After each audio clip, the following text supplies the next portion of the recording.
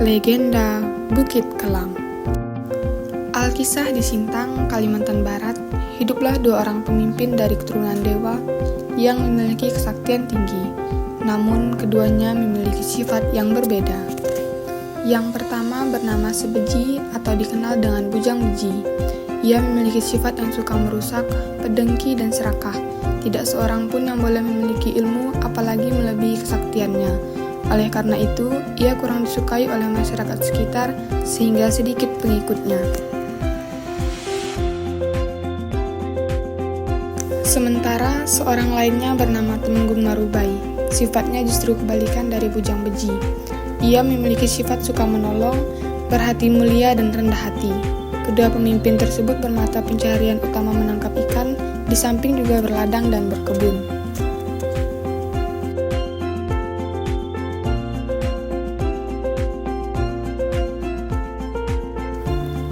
Bujang Beji beserta pengikutnya menguasai sungai di Simpang Kapuas, sedangkan Temenggung Marubai menguasai sungai di Simpang Melawi.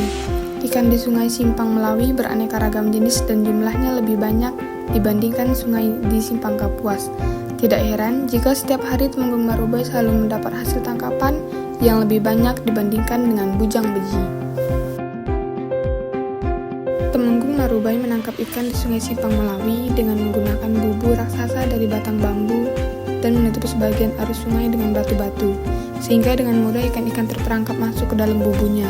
Ikan-ikan tersebut kemudian dipilihnya, hanya ikan besar saja yang diambil, sedangkan ikan-ikan yang masih kecil dilepaskannya kembali ke dalam sungai sampai ikan tersebut menjadi besar untuk ditangkap kembali. Dengan cara demikian, ikan-ikan di sungai di Simpang Melawi tidak akan pernah habis dan terus berkembang biak. Mengetahui hal tersebut, Bujang Beji pun menjadi iri hati terhadap Temenggung Marubai. Oleh karena tidak mau kalah, Bujang Beji pun pergi menangkap ikan di sungai Simpang Kapuas dengan cara mengubah. Dengan cara itu, ia pun mendapatkan hasil tangkapan yang lebih banyak. Pada awalnya, ikan yang diperoleh Bujang Beji dapat melebihi hasil tangkapan Temenggung Marubai. Namun, ia tidak menyadari bahwa menangkap ikan dengan cara mengubah lambat laun akan memusnahkan ikan di sungai di Simpang Kapuas. Karena tidak hanya ikan besar saja yang tertangkap, tetapi ikan kecil juga ikut mati. Akibatnya, semakin hari hasil tangkapannya pun semakin sedikit. Sedangkan Temenggung Marubai tetap memperoleh hasil tangkapan yang melimpah. Hal itu membuat Bujang Beji semakin dengki dan iri hati kepada Temenggung Marubai. "Wah, gawat jika keadaan ini terus dibiarkan," gumam Bujang Beji dengan geram. Sejenak ia merenung untuk mencari cara agar ikan-ikan yang ada di kawasan Sungai Melawi habis. Setelah beberapa lama berpikir, ia pun menemukan sebuah cara yang paling baik, yakni menutup aliran Sungai Melawi dengan batu besar pada hulu Sungai Melawi. Dengan demikian, Sungai Melawi akan terbendung dan ikan-ikan akan menetap di hulu sungai. Setelah memikirkan dengan seksama, Bujang Beji pun memutuskan untuk mengangkat puncak Bukit Batu di Nangasilat, Kabupaten Kapuas Hulu. Dengan kesaktiannya yang tinggi, ia pun memikul puncak Bukit Batu yang besar itu. Oleh karena jarak antara Bukit Batu dengan hulu Sungai Melawi cukup jauh, ia mengikat puncak bukit itu dengan daun ilalang. Di tengah perjalanannya menuju hulu Sungai Melawi, tiba-tiba Bujang Beji mendengar suara perempuan sedang menertawakannya. Rupanya, tanpa disadari, dewi-dewi di kayangan telah mengawasi tingkah lakunya. Saat akan sampai di persimpangan Kapuas Melawi, ia menoleh ke atas. Namun, belum sempat melihat wajah dewi-dewi yang sedang menertawakannya, tiba-tiba kakinya menginjak duri yang beracun. "Aduh!" jerit Bujang Beji sambil berjingkrak-jingkrak menahan rasa sakit. Seketika itu pula, daun ilalang yang digunakan untuk mengikat puncak bukit terputus. Akibatnya, puncak Bukit Batu terjatuh dan tenggelam di payak.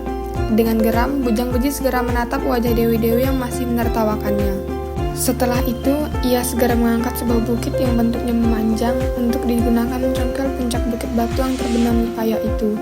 Namun, Bukit Batu itu sudah melekat pada payak, sehingga bukit panjang yang digunakan mencongkel itu patah menjadi dua.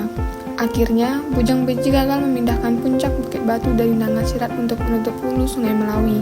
Ia sangat marah dan berniat untuk membalas dendam kepada dewi-dewi yang telah menertawakannya itu. Bujang Beji kemudian menanam pohon kumpang yang akan digunakan sebagai jalan untuk mencapai kayangan dan membinasakan para dewi yang telah menggagalkan rencananya itu. Dalam waktu beberapa hari, pohon itu tumbuh dengan subur dan tinggi menjulang ke angkasa. Puncaknya tidak tampak jika dipandang dengan mata kepala dari bawah. Sebelum memanjat pohon kumpang, Bujang Beji melakukan upacara sesajen adat yang disebut dengan bedarak belak, yaitu memberikan makanan kepada seluruh binatang dan roh leluhur di sekitarnya agar tidak menghalangi niatnya dan berharap dapat membantunya sampai ke Kayangan untuk membinasakan dewi-dewi tersebut. Namun, dalam upacara tersebut, ada beberapa binatang yang terlupakan oleh Bujang Beji sehingga tidak dapat menikmati sesajiannya. Binatang itu adalah kawanan Sampok dan Beruang. Mereka sangat marah dan murka karena merasa diremehkan oleh Bujang Beji. Mereka kemudian bermusyawarah bagaimana cara menggagalkan niat Bujang Beji agar tidak mencapai Kayangan. "Apa yang harus kita lakukan, Raja Beruang?" tanya Raja Sampok pada Raja Beruang dalam pertemuan itu. "Kita robohkan pohon kumpang itu," jawab Raja Beruang. "Bagaimana caranya?" tanya Raja Sampok penasaran. "Kita beramai-ramai menggerogoti akar pohon itu ketika Bujang Beji sedang memanjatnya," jelas Raja Beruang. Keesokan harinya, ketika Bujang Beji memanjat pohon itu, mereka pun berdatangan menggerogoti akar pohon itu. Oleh karena jumlah mereka sangat banyak, pohon kumpang yang besar dan tinggi itu pun mulai goyah. Pada saat Bujang Beji akan mencapai Kayangan, tiba-tiba terdengar suara keras yang teramat dahsyat. Kertak, kertak, kertak. Beberapa saat kemudian, pohon kumpang setinggi langit itu pun roboh bersama dengan Bujang Beji. "Tolong! Tolong!" terdengar suara Bujang Beji menjerit meminta tolong. Pohon tinggi itu terhempas di hulu sungai Kapuas Hulu, tepatnya di Danau Lawur dan Danau Belida. Bujang Beji yang ikut terhempas bersama pohon itu mati seketika. Maka, gagallah usaha Bujang Beji membinasakan dewi-dewi di Kayangan, sedangkan Temenggung Marubai terhindar dari bencana yang telah direncanakan oleh Bujang Beji. Sementara, puncak Bukit Batu Nangasilat yang terlepas dari pikulan Bujang Beji menjelma menjadi Bukit Kelam. Patahan bukit yang berbentuk panjang yang digunakan Bujang Beji untuk mencokelnya menjelma menjadi Bukit Luit. Adapun bukit yang menjadi tempat pelampiasan Bujang Beji saat menginjak duri beracun dan tempat dewi-dewi diberi nama Bukit Rentap atau Bukit Perempuan. Demikian cerita legenda Bukit Kelam, Kabupaten Sintang, Kalimantan Barat.